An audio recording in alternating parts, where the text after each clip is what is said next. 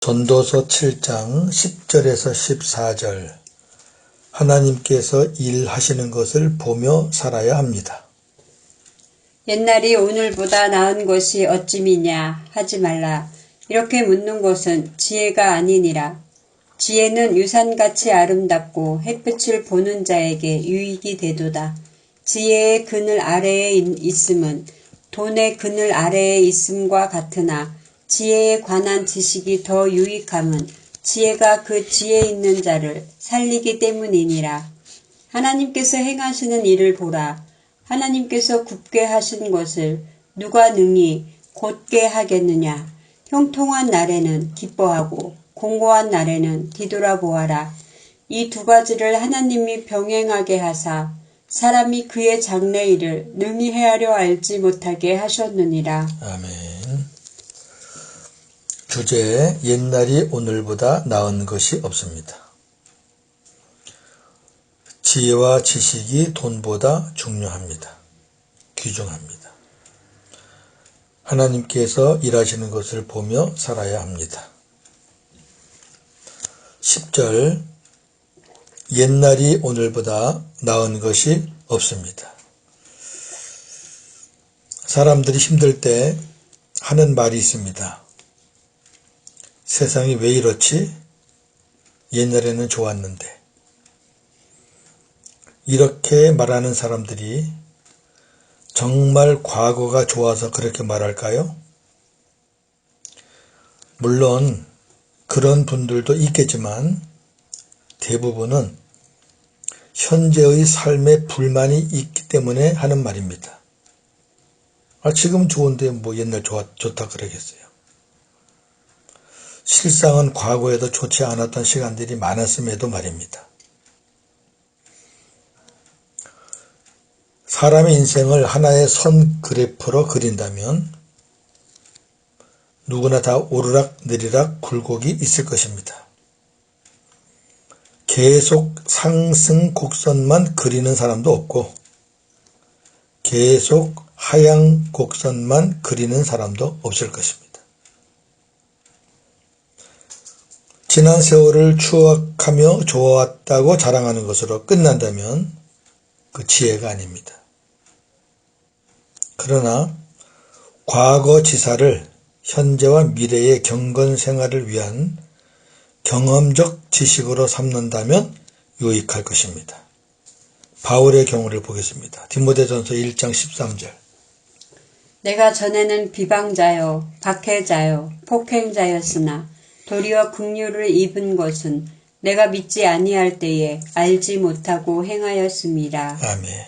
예, 바울 같은 경우는 과거의 추악한 추억들. 그러니까 생명된 자, 복음된 자들은 과거를 자랑하는 게 아니라 과거에 약한 것, 못된 것을 고백하는 거죠. 그리고 지금 행복하다는 거죠. 지금 좋다는 거죠. 예. 그렇게 이제 우리가 경건 생활에 유익이 되는 쪽으로 활용을 하면 좋은데 지금 뭐 변변치 않단 말이죠. 자랑할 것도 없고 감사할 것도 없고 그러니까 자꾸 옛날 얘기하는 거죠. 11절 12절 지혜와 지식이 돈보다 귀중합니다. 사람은 누구나 다음 두 가지 아래에서 살고 있습니다. 하나는 영적 지혜와 지식이고 또 하나는 돈입니다. 영적 지혜와 지식은 유산과 같이 영구한 것이기에 아름답습니다. 영적 지혜와 지식은 사람을 살리기 때문에 구원하기 때문에 살아있는 사람들에게 유익합니다. 죽으면 소용없어요. 죽으면 돈도 소용없고 지혜도 소용없어요. 살아있을 때 필요한 겁니다. 반면 돈을 절대시하는 맘모니즘 사상이 커지면서 돈의 가치가 높아지는 것이 현실입니다. 돈만 있으면 못할 것이 없을 정도입니다. 돈으로 의술을 사서 생명을 연장하기도 합니다. 그러나 돈이 육신의 생명을 보존할 수는 없습니다. 억만금도 사람의 죽음을 막을 수 없습니다. 그보다 더 중요한 것은 돈이 아무리 많아도 그것으로 구원을 받을 수 없다는 것입니다. 시브리 개념의 지혜를 세 가지로 좀 설명해 보겠습니다. 첫째, 하나님 자신이 지혜입니다.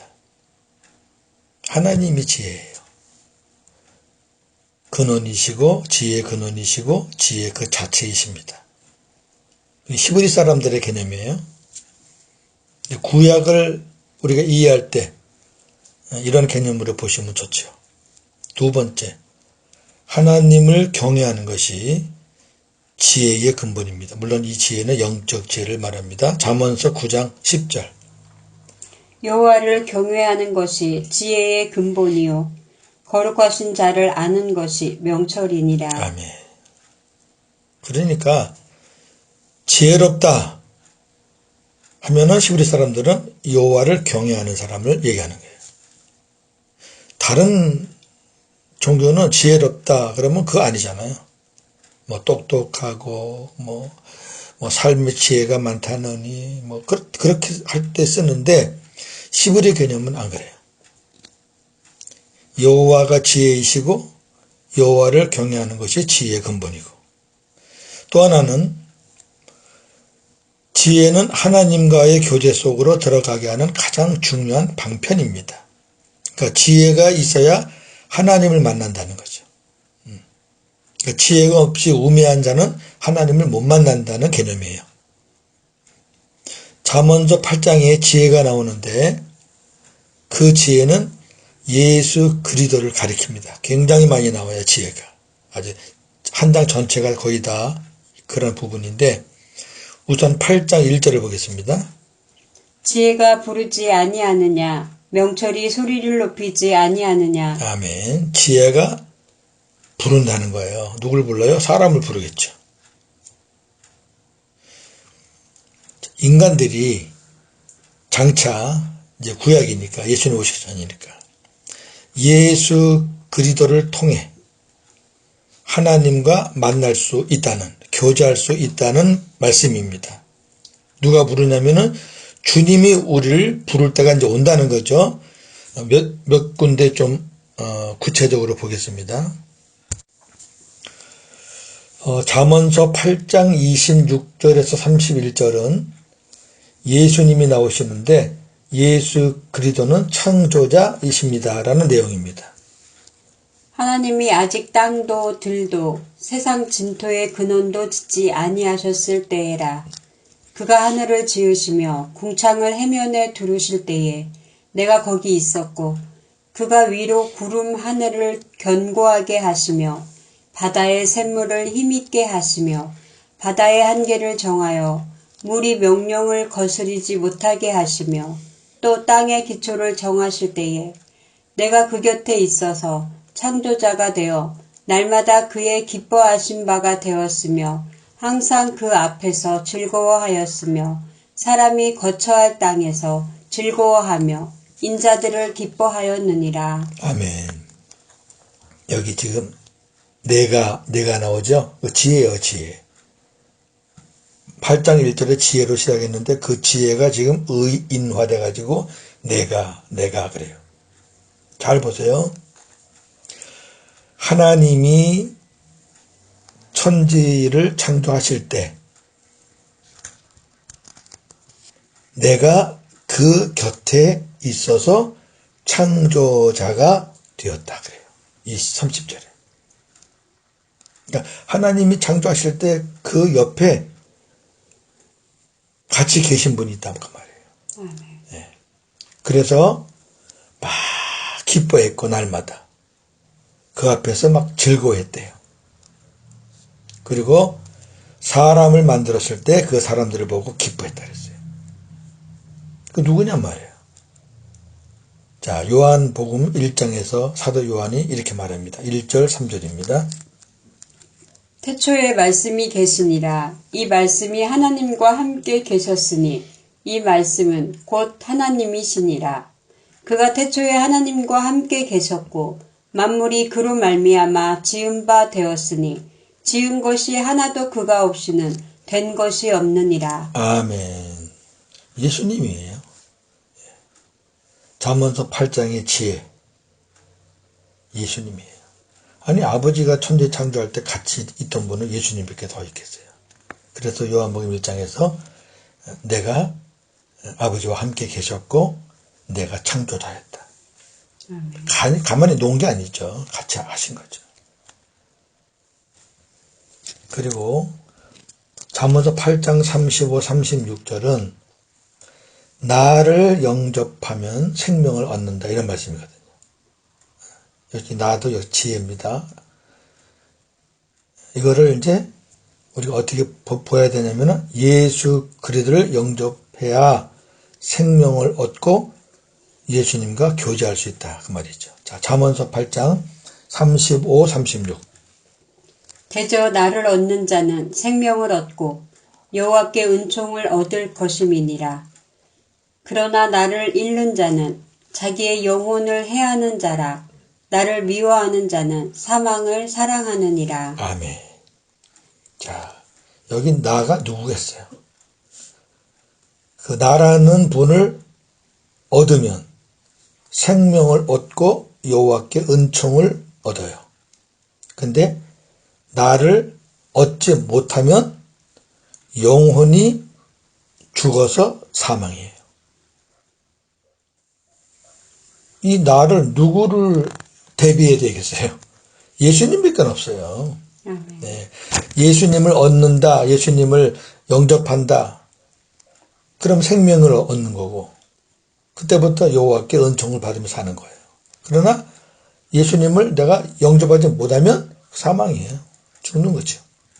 이것을 사도 요한은 계시록에서 이렇게 표현합니다. 3장 20절입니다. 볼지어다 내가 문 밖에 서서 두드리노니 누구든지 내 음성을 듣고 문을 열면 내가 그에게로 들어가 그와 더불어 먹고 그는 나와 더불어 먹으리라. 아멘. 예수님이 들어가면 생명을 얻어서 예수님과 함께 교제하는 겁니다. 잠언이 복음이 없다. 하나의 잠언은 뭐 탈무드처럼 그런 교훈만 있다. 이렇게 말하는 분들이 있는데 안 그렇습니다. 잠언에도 복음이 덩어리입니다. 많습니다. 특별히 8장 같은 경우는 전체가 다 예수 그리스도를 말씀하는 겁니다. 13절에서 14절 하나님께서 일하시는 것을 보며 살아야 합니다. 하나님께서 주권적으로 행하시는 역사를 어느 누가 변경할 수 있겠습니까? 하나님이 굽게 하신 것을 누가 곧게 할 수 있습니까? 하나님은 굽은 것을 곧게 해서 사용하시기도 하지만 굽은 것을 그대로 사용하시기도 합니다. 하나님이 만드신 것은 다 선합니다. 하나님이 만드신 것을 사람의 눈으로 평가해서는 안 됩니다. 아, 저거 왜 저렇게 생겼지? 왜 저렇게 만들었지? 하면 안 돼요. 특히 우리 사람들 어떤 외모, 모습, 우리가 보기에 굽은 것을 하나님께서는 얼마든지 멋지게 사용하실 수 있습니다. 우리는 내 모습 그대로에 감사하면서 믿음으로 살면 됩니다. 하나님께서 인생들이 장래 일을 헤아려 알지 못하게 하려고 형통한 날과 곤고한 날을 병행하게 하셨습니다. 같이 줬다가 말이에요. 그러기에 우리의 인생살이가 형통과 곤고가 반복됩니다. 하나님이 그렇게 하셨어요. 그러니까 형통할 때에는 언젠가는 곤고한 날이 올 것이라 생각하며 안일함과 방종을 주의해야 하고, 그렇죠. 늘 형통한 게 아니거든요. 또 곤고할 때에는 언젠가는 형통한 날이 올 것이라 생각하며 믿음과 인내로 이겨내야 합니다. 이렇게 잘 우리가 지혜롭게 살면 돼요. 곤고한 날에 견디지 못해 무너지는 사람도 있지만 너무 힘드니까. 그러나 오히려 형통한 날에 방종하면서 무너지는 사람이 더 많습니다. 왜냐하면 사람이 곤고할 때에는 자신을 돌아보게 되지만 형통할 때에는 자신을 돌아보기가 힘들기 때문입니다. 정리합니다. 우리 주변에 옛날이 좋았다고 말하는 사람들이 많이 있습니다. 아, 옛날이 좋았어. 옛날에 나 이랬어. 은혜 많이 받았고 봉사도 많이 했고. 이런 사람들은 세상 사람이든 믿음의 사람이든 현재 상황에 만족하지 못하는 자들입니다. 현재에 만족하고 감사하는 사람은 옛날 이야기를 자랑 삼아 이야기하지 않습니다. 아, 지금 이야기할 것도 많은데 뭐. 너무 행복하니까. 특히 주님과 하나 되어 복음으로 사는 우리들은 더더욱 그렇습니다. 사람들은 내일, 장래에 형통할지 곤고할지 아무도 모릅니다. 왜냐하면 하나님이 인간으로 하여금 모르게 하셨기 때문입니다. 그럼 하나님께서 왜 그렇게 하셨을까요? 두 가지 때문입니다. 첫째, 우리의 유익을 위해서입니다. 자, 예를 들어 보겠습니다. 우리가 형통할 것을 미리 알고 곤고할 것을 미리 안다고 생각해 봅시다. 자, 형통할 것을 미리 알면 교만해져요. 방심이 와요. 될 거 아니까. 아무것도 안 해도 되겠네. 방심이죠. 그 다음에 망할 것, 공고할 것을 알면 미리 염려해버려요. 그래서 낙심이 돼요. 절대로 좋은 게 아닙니다.